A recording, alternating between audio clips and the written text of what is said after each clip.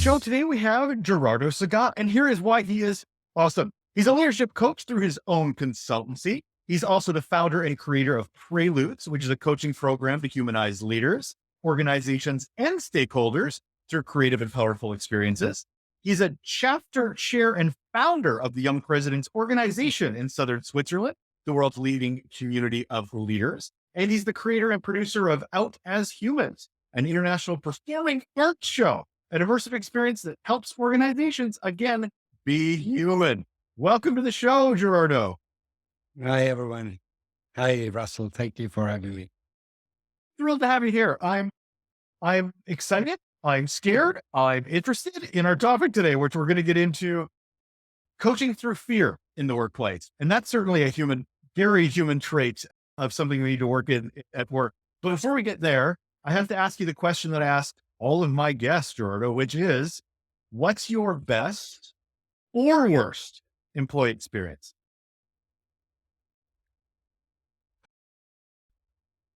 I cannot remind the my worst one as an employee, which was a long time ago, since I started to be an entrepreneur when I was 29. So we're talking about 25 years ago, 30 years ago. And I remember at the place that I used to work before becoming an entrepreneur. And one of the things that I really hated was all the time that I had to spend in dealing with politics in the company. Really, that really frustrated me. I wanted to focus on learning, on the clients and so on. And instead I had to spend a lot of time in kind of internal politics. So that was very frustrating for me. How does that impact you when you're someone that wants to go in? I'm just sort of trying to understand the negative impacts of that, because you go in and you're trying to do a job. This is the job. This is what success looks like. How does it impact you from a mental health perspective or even a productivity standpoint when it comes to having to also deal with politics? Right.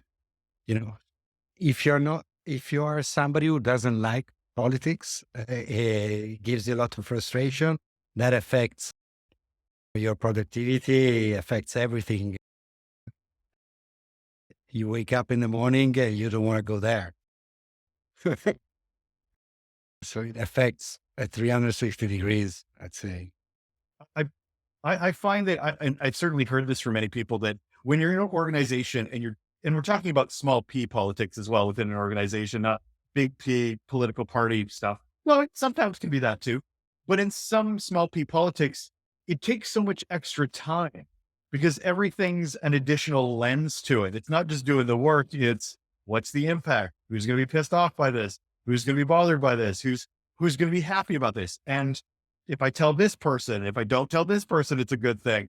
It's just, it adds this extra layer of work that actually is hard for people because I just want to do my job when this becomes also part of the job. Yeah, it's like walking a path like this or with a big burden on your shoulder. And that's the effect. So it's going to be here and it's going to be there with you all the time. So I want to get into our topic today, but I have to sort of set the stage because I've repeatedly learned over and over on this show and hosting the show and talking to people like yourself that we need to define what we're talking about. If we're talking about helping people get through fear, coaching through fear, first, I think we might need to define what is and how does fear show up uniquely in the workplace? We do it all the time. Postponing, blaming, ignoring, destroying, delaying, judging, all these behaviors, from a loud discussion in the office to pushing a button to launch a missile. All these are harmful defensive behavior, defensive from fears. A fear has lots of consequences, behavioral consequences. So how can you recognize fear in others? Because some of the examples you provided there, I'm thinking, Are they fear or are they just aggression? Or are they just, I don't know, being ambitious of trying to push a button or be aggressive about wanting some sort of result? How do you tell the difference between different behaviors at work where one is fear and one isn't? Is it all rooted in fear? It is all in fear. In the past, in the recent past, I kind of spent some time doing a work on these harmful defensive behaviors that we have at work, especially as leaders, and and continuously asking myself, okay, but why that behavior? Why that fear? And you never stop, and I build up like a pyramid, and I've ended up with four ultimate fears, and somehow everything that is under there refers to a fear. Aggression is a defensive behavior. All those I mentioned before are defensive behaviors. You need to ask yourself, okay, but why? Why is that? And you end up, the ultimate fears that I found is no meaning in what you do or in your life, loneliness, so being lonely or ending up alone in the future, uncertainty, fear of uncertainty, and fear of dependency from somebody or something. Okay, those four are the ultimate ones. Then you have all different ones underneath. So, what is the negative impacts to leadership, to the organization, if you start, I don't know, surrendering to that fear? What's the impact of ignoring somebody, blaming? The harmful defensive behaviors have a huge impact, spread negativity around the company all the way. And normally these things are contagious. I mean, not only we are connected and we are connected as human beings and in the work, but also things like this are extremely contagious. It's like on the other end, say being human, being vulnerable is extremely contagious. Uh, Being aggressive is very contagious. Why? Because if I'm aggressive with you, the chances that you're going to be aggressive with me are higher. So it is just how to say, kind of spiral domino thing that, so it goes all around. And that's the effect. That's the bad effect. So, you've been working to help organizations, humans, become more human, organizations become more human. And to do that, we need to walk through these difficult emotions, fear being one of them. So, as a leader, trying to coach others through fear, how do you know that that's the problem? Like, do you wait for somebody to go, I'm fearful, help me? Or as a leader, are you more proactive and going, I've noticed this kind of behavior. How can I help you? Like, what is the first step? The first step is to build up your own pyramid. So you build up your own pyramid of harmful defensive behaviors. So what you do, you start from the effects, the behaviors, and then you go up and understand why. And you need to understand ultimately why is this happening? Why am I behaving like this? The company, exactly the same. What you do for the individual, you do for the company. Okay. The company has fears. The company might have fear of no meaning as a company, fear of loneliness as a company, fear of dependency as a company, and fear of uncertainty as a company. There are two different ways, the individual and the company. And often in what I do also, like in board agendas, we talk about fears. At the end, you put any other matter to be discussed, any other matter. Okay, what do we fear? And what's the situation? Because this way, this work, it's the start of a path that can lead you to flip that fear into strength. And the first one, number one, even before accepting that fear peacefully, is awareness. So to be aware, you need to to know. You also need to have an organization that is okay with you sharing that information. So I'm hearing you talk about workshops at the end going, so what do you fear? I can think about some organizations where you're like, I'm not admitting to being afraid of anything because that's a sign of weakness. How do you handle that? That's a defensive behavior.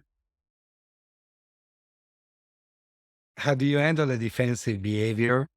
You behave in a way that the other person understand that there is no need of a barrier. There is no need to defend. Okay. So how you do that? It is by example. Okay. You're going to have to lead by example if you want that person, that entity to change and open up and whatever. And the only way to do it is to provide an example yourself. Okay. So if I talk about my vulnerability with you, the chances that you open up and talk about vulnerability are very high. Okay. And people and organizations are made by people. So the key is the people. The way to handle this is to really create the safe space for people to understand that they don't need to defend.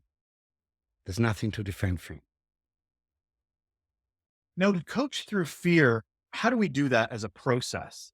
How do we do that from and you don't have to go through the whole process, but just sort of an idea of where we need to look for. If we're coaching somebody going, we're targeting a fear, we've identified the fear, there's the self-awareness, there's the psychological safety. How do we get from fear to tolerating fear? Like, what does success look like on the other end of that? Okay. To make things simple, I'm going to say that there isn't a best approach. There is the approach that works for you, Russell, for me, Gerardo, for anyone. Okay. So that makes it difficult. Okay.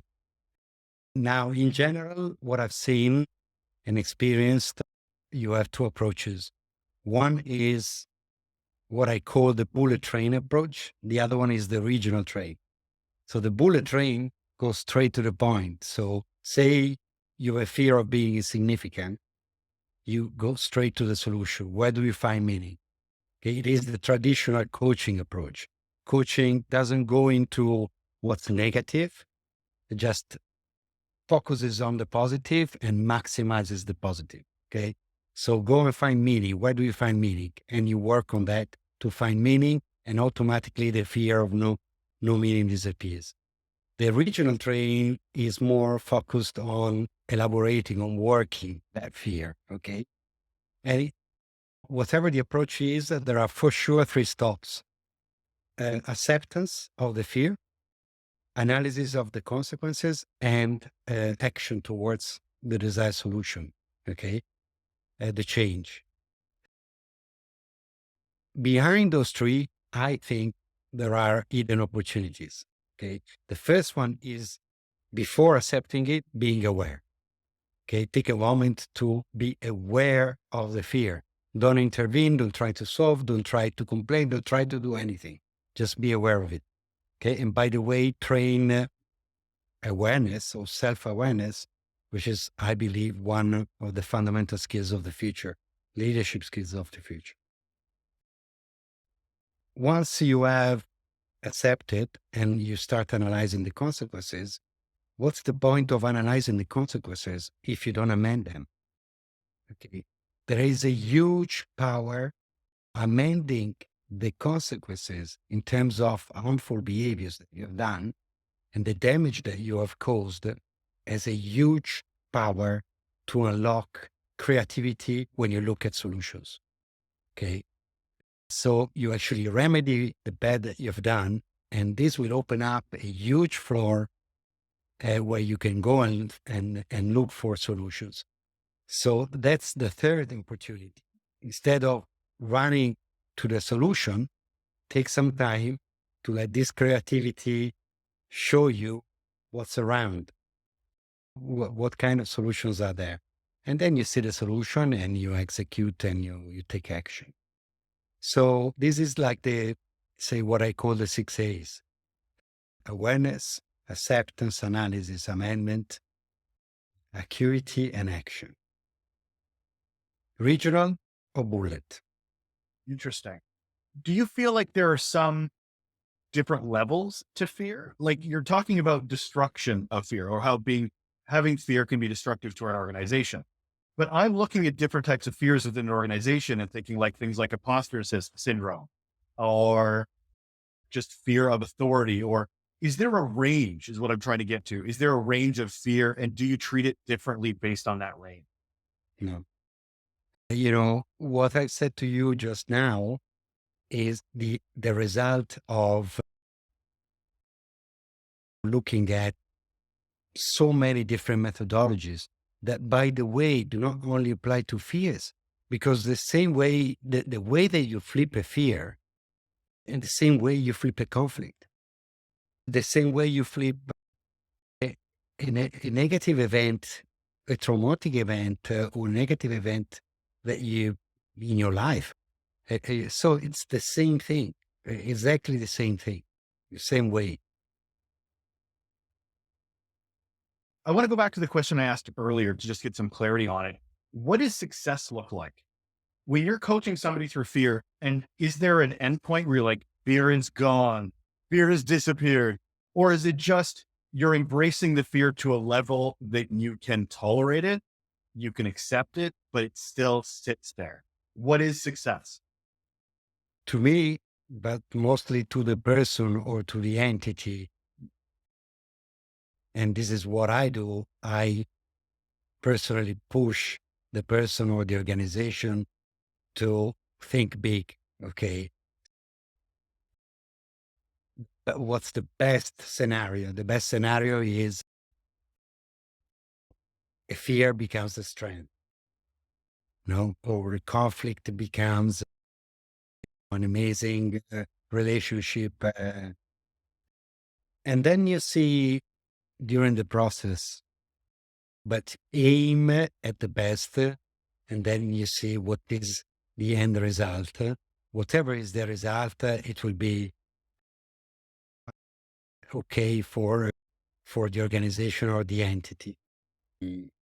That's the best. And by the way, often when we get to the best individual result or organizational result, there is even a better one. Okay. But once we get there, you have a completely different point of view. So we don't start it at the beginning. So what's better than flipping a fear into strength?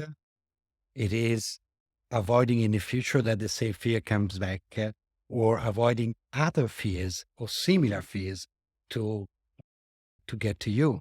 So preventing the fears. Okay, but that's something that you open up once you reach the goal. Is there some fears or barriers that stop coaching through theory from even happening? Like not everything is or has to be a success story. So what are some of the things that get in the way from people being able to be coached through fear? I'd say illness. Illness. I mean, when the person psychologically ill. I mean, when there is a real issue there, and that has caused the, I would say, impossible to get to flipping that fear. You need to do a lot of work before, especially at the initial stage, awareness, acceptance. There's a lot of time to spend. The process is still okay. It is just going to take longer, and depending on the time frame you have, you might be stuck on some of these stops, some of these phases. What's the organization's responsibility?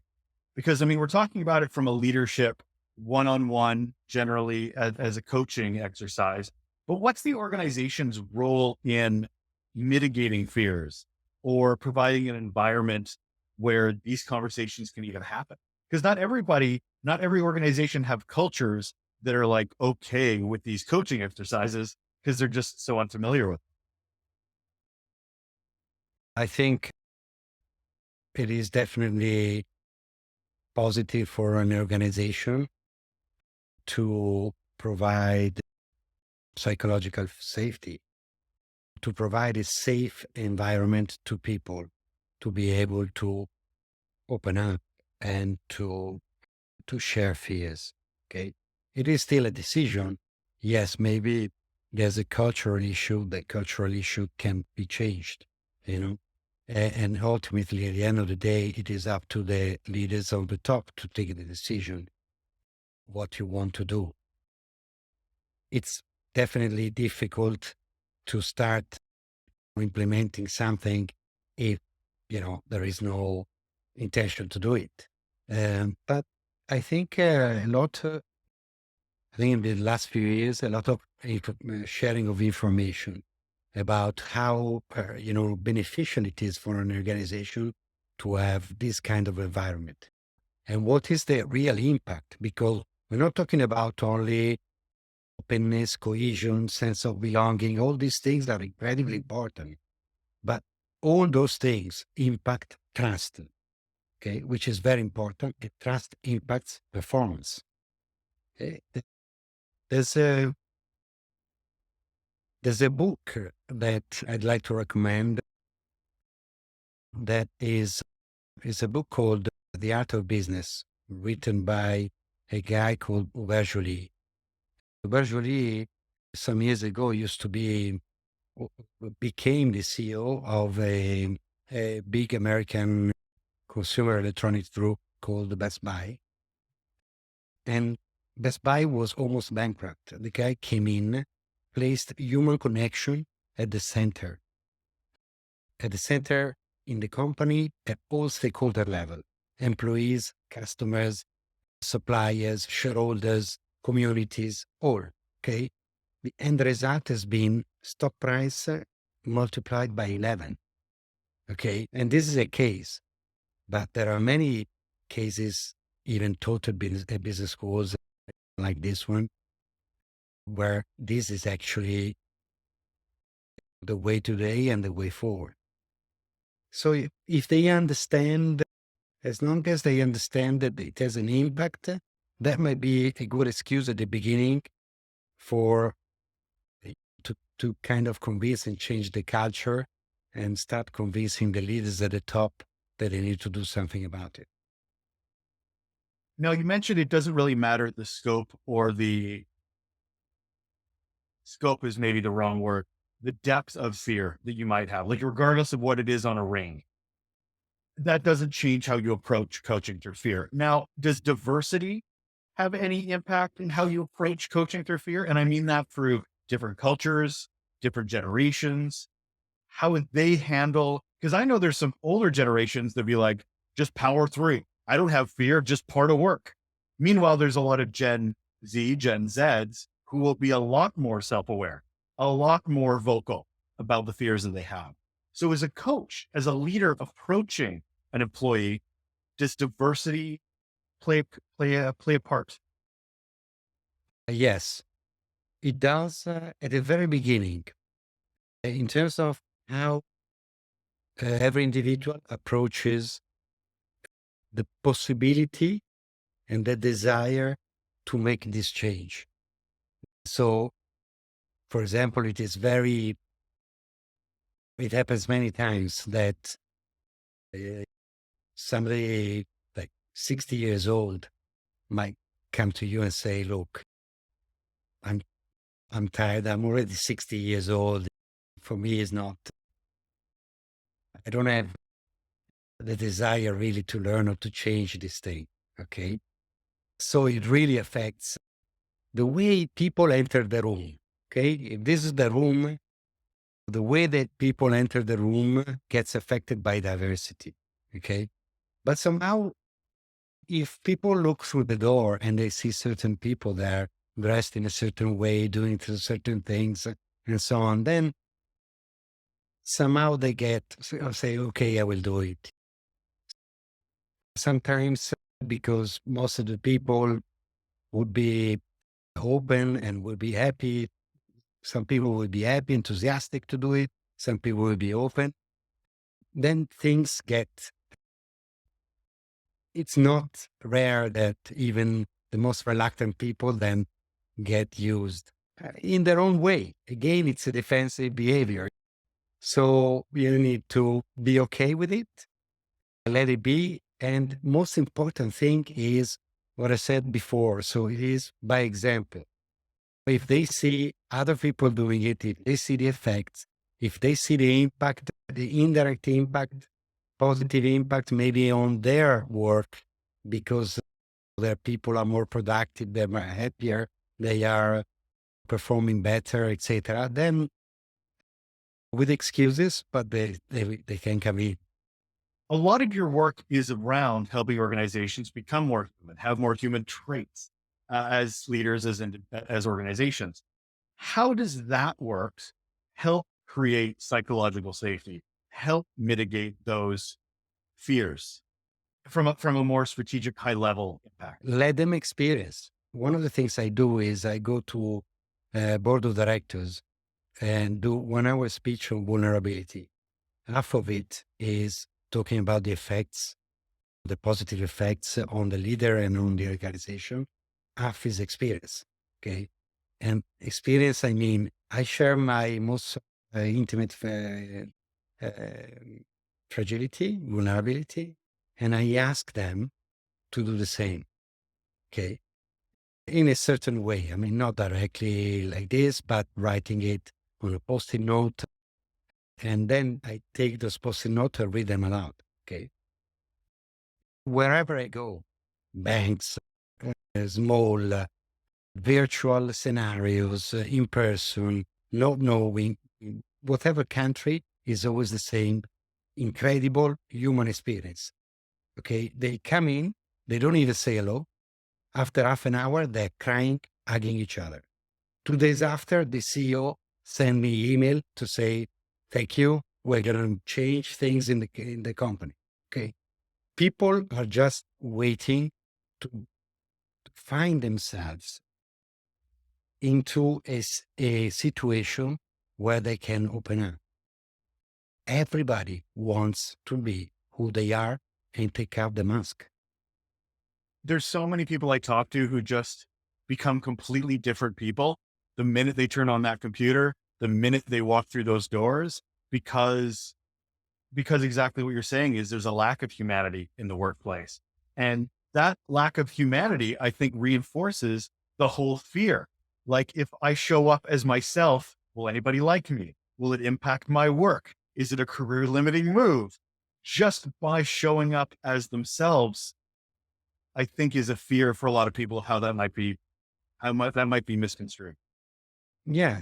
And I want to tell you one thing because it's very important to see also what's happening in the world. Okay.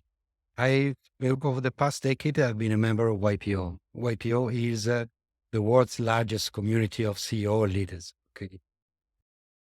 Do you know what is the number one reason for membership? 35,000 CEOs in 130 countries. Number one reason for membership in YPO is what they call forum. Forum is a monthly meeting, recurring, where 7, 8, 9, 10 CEO, always the same people, meet and update each other on some key areas, personal and professional. Okay. Where they share emotions, they talk through emotion. They don't say, okay, this is what happened. Or they say, this is what happened and I'm feeling X or I'm feeling that. And they are vulnerable. Okay. And that has an incredible value. It is number one reason for all those CEOs. They're going to that community because they're not getting it within the organizations that they currently oversee, or whatever, is that they can't be themselves. So they have to reach outside of the organization. Is that not, that sounds what it's like. Yeah, but I will go deeper than that because there is a safe space for them. Okay, remember, we're talking about CEO. One may think, the guy is brilliant and so on. Okay. Of the four fears, no meaning, loneliness, dependency, and uncertainty, the one that everybody has at the top, maybe level 1 or level 10, is loneliness. Loneliness. And the fact that YPO provides a safe environment. There are confidentiality, obviously, rules when you do these kind of forum meetings. It's a safe space. Okay. So as soon as you find yourself in a safe space, somebody immediately, somebody else may be a little bit more cautious, but it doesn't matter. Everybody is looking forward to be in a safe space. So just give it to them and it will happen. So I'm going to ask you a personal question there, Jordo, is so how do you coach through fear, considering you're a coach that helps other people get through their fears? So as someone who themselves has to help others, where do you go? And I went to a coach. There you go. I went to a coach, and I actually, it's not, it wasn't an easy process. It was rather complicated for me, but I got a lot of learning out of it. And I have to say, many of the little aspects that I'm sharing with you today come from, yes, experience, active experience as somebody helping others to overcome, but also my experience in overcoming mine. Yes, I did quite a lot of work on that. So if I'm someone who may or may not understand fear, or I'm still trying to figure out whether I need a coach, what advice would you give someone in the workplace of self-auditing or raising their self-awareness? Like what should they do before they even know they need a coach to understand that they have some fears that need to be addressed? The advice I would give them is to actually don't keep it inside, go to someone. I personally have been like an entrepreneur for 20 years. I was number one in my group. So 400 people, 10 offices around the world, and successful here, there. You don't get it. You don't get it. You need an external eye, an external mind, somebody outside that is going to see certain things and is going to share it with you and is going to take you towards that. One of the things, if you ask me, what lesson did you learn that you wish you've done before? One of the things is get a coach, or call it the way you want it, mentor. Let's call it mentor. Get somebody external. Fair, fair. I love the idea of leadership guardrails. The idea that as leaders, we sit in our bubbles, we have mandates, we have things we have to do, but we don't have those people around them going, was that the best idea? Should you have said that? Why did you do that? Like just that someone that will be that truth teller to you. And it doesn't need to be another colleague. It could be your kids. It could be your partner. It could be a friend from another industry, as long as they're telling you the truth and not getting lost in the leadership of it all and just assuming that everything is the right decision. I love that, of just go to somebody and get some feedback, some honest feedback. Yeah. I'd say anyone, really Yeah. anyone. I mean, as a leader, when I was CEO, chairman of the group, you just don't see it. You think everything is, you think you're doing things right, but you're not. And it's better to know than not to know. Jordan, I'm going to leave you with this last question, which is, what's your one simple action that you would recommend for people to do right now to improve their relationships at work? I'd say practice mindfulness. That is Gerardo. He's a leadership coach. He is a founder, creator of Preludes, and he is the creator and producer of Out as Humans. He's just trying to make these organizations more human. Thank you so much for being here, Gerardo. Thank you, Russell.